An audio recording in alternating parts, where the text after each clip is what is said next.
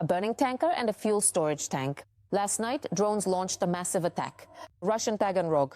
It is known that after the raid by unmanned aerial vehicles, a series of explosions occurred in the city. Later, at the sites of the strikes, fires broke out. This was confirmed by the regional governor. According to him, a fire broke out at the port of Taganrog and an administrative building also caught fire. At the same time, invisible drones also visited Krasnodar Krai during the night. Russia there. Russians on social media massively complained about the explosions. According to information from Telegram channels, the city of Romania, where the occupiers' oil depot is located, was likely attacked. Social media also reports a possible strike on another enemy oil storage facility in occupied Crimea in Feodosia. Ukraine has offered Romania assistance in strengthening air defense. President Zelensky announced this. The head of state held talks with his Romanian counterpart, during which they agreed on cooperation between military teams and other specialists to strengthen air defense. Meanwhile, Romania is closing the Russian consulate general in Constanța, and the consul has been declared persona non grata following the Russian shelling. During a nighttime attack on Odessa, when one of the drones flew into the air, it crashed into the 10th floor of a building in Romania and exploded in the border city of Galați. The explosion caused a fire in an apartment and on the roof, injuring 2 people. About 70 residents were evacuated from the building. The Romanian Ministry of Defense stated that they scrambled 2 F-16 fighter jets and a military helicopter. They explained that these were deployed to monitor the attack, but they simply did not have time to shoot down the drone. They say their forces had only 4 minutes, and there were also legal restrictions. For the same reason, the Gepard systems did not work. The country's president has already asked allies for additional means to counter drones. And the Romanian Ministry of Foreign Affairs stated that they see grounds for invoking NATO's Article 4, which provides for consultations with allies. Local media also reported another drone found in the village of Beses. Official information has not yet been confirmed, but according to previous data, the drone had no heating system and had a wingspan of 3 meters. Remnants of Kh-101 and Caliber missiles, due to the enemy's massive attack on Ukraine, were shown to European representatives and the United States delegation during the visit. They also demonstrated the electronics of the Shahed drone, specifically the one that had previously been launched at Lviv. The day before, all of this was made available for the press to film, including foreign media. In addition to the debris, they showcased components from similar weapons that were found in the missiles and Shahed drones. Previously, among them were components and assemblies that had only recently been manufactured in the United States, Japan, Germany, Switzerland, and China. Circuit boards, chips, and many other components. Russia continues to obtain them by circumventing sanctions. However, there is already a trend where components from Western companies are being replaced with Chinese ones or with copies produced abroad. This means that the work and disruptions in supply chains are yielding results. But together with our partners, we need to do more, because Russia continues to produce weapons and carries out attacks every month, with each one becoming more intense. And we are not doing enough to stop their production. And as I understand it, we would like to have more capabilities to shoot down means of attack, to close the skies.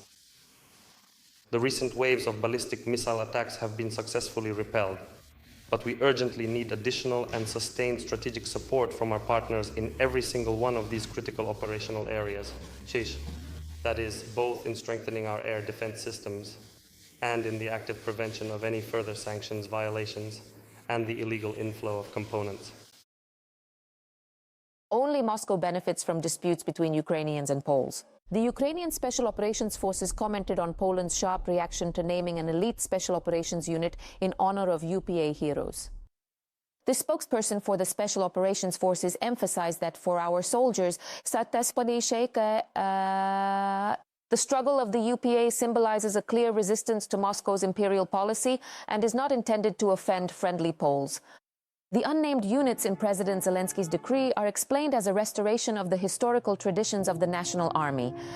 In response, the Poles summoned the Ukrainian ambassador, delivered protests to him, and stated that such actions would alienate the majority of Poles from Ukraine during this difficult time of war.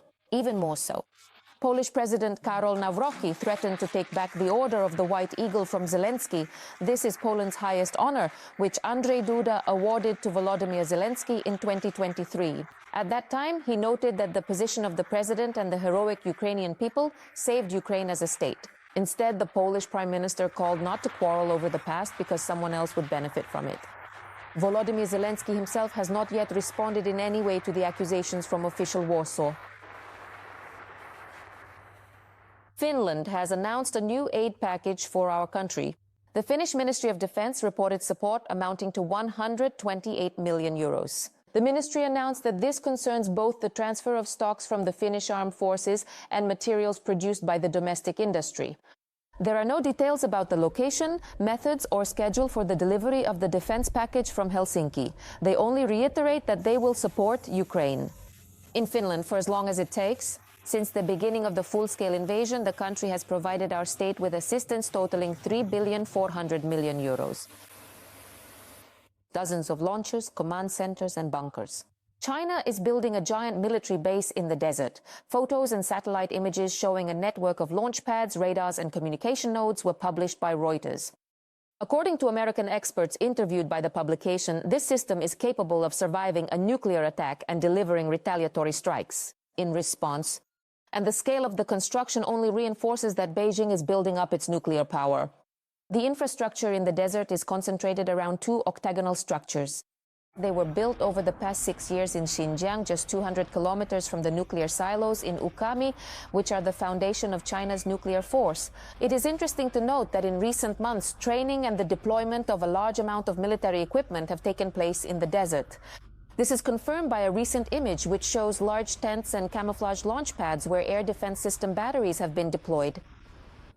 An Iskander launcher and two Tu-142 aircraft were destroyed at the naval airfield in Taganrog by drones from the Unmanned Systems Forces. This was reported by the commander of the Unmanned Systems Forces, Magyar. It happened on the night of May 30th. The Iskander operational tactical complex, which launches surface-to-surface missiles and has been causing so much trouble for Ukrainians, was hit at its launch position in the Rostov region.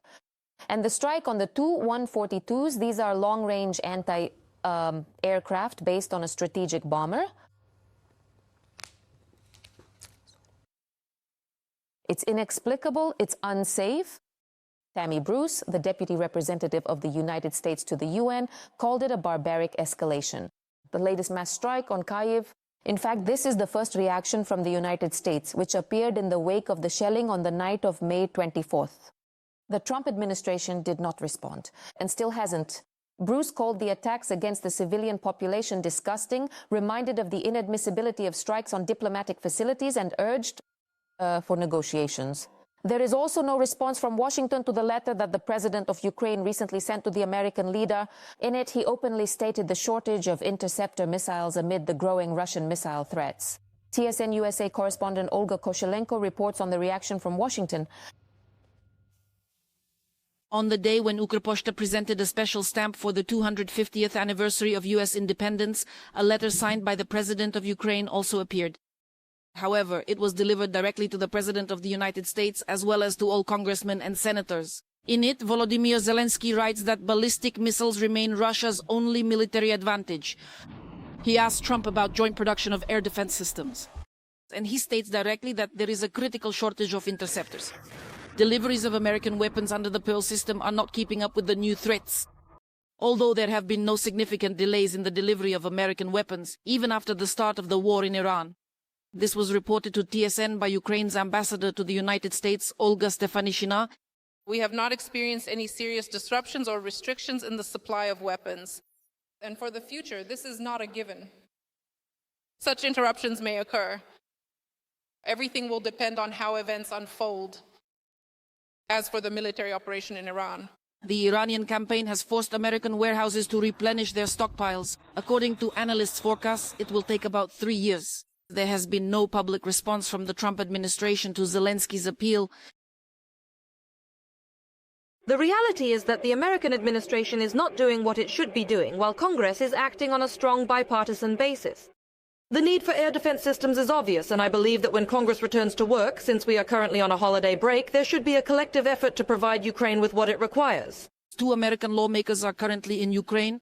Richard Blumenthal and Jim Himes met with Zelensky and confirmed that within their capabilities they will continue to lobby not only for increased arms supplies but also for strengthening anti-Russian sanctions. The relevant bill has long been gathering dust, but they honestly admit that they cannot guarantee that they will be heard in the White House. Right now, it's too early to say what will be provided. As we've said more than once, Congress will demand more, not less. It's hard to predict what position the White House will take. And of course, we've all faced the physical problem of the high consumption of these munitions, right now in the Persian Gulf. However, the news gave her some hope. It's not just American media that have been writing in recent weeks that Putin has lost the initiative and advantage on the battlefield. Intelligence reports received in Congress say the same thing. In the long term, Putin cannot sustain this war. He will lose 3,000 or more soldiers every month. Recently, according to forecasts we received from conversations with the Minister of Defense, 200 lives will be lost. Casualties for every kilometer. I am confident that Ukraine is making progress on the battlefield. I believe that in the coming months, Ukraine will continue to reclaim territory at a high cost to Russia.